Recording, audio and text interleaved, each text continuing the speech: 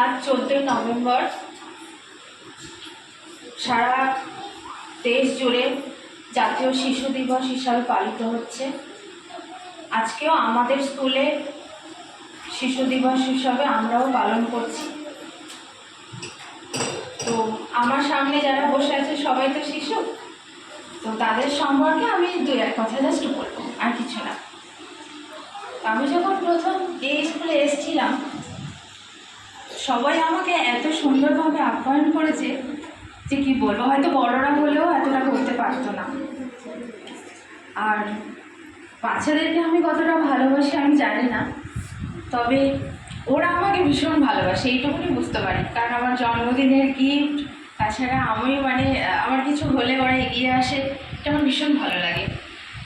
আর একদম ছোট যারা রয়েছে তারা সবসময় চায় যে বোর্ডে কোনো কাজ আমি দিই। আমি এটা দেখি ক্লাস 2 এর বাচ্চাদের থেকে আমি দেখি, আমার ভীষণ ভালো লাগে। তাছাড়া সমস্ত বড় বড় যারা আমার ছাত্রছাত্রী বলো, শিশু হিসাবে যারা রয়েছে, তারা সবসময় আমাকে দেখেছি কিছু না কিছু গিফট দেয়, আমার ভীষণ ভালো লাগে। আমি হয়তো কিছু দিতে পারি না, তো ভালোবাসাটুকুনি শুধু দিতে পারি।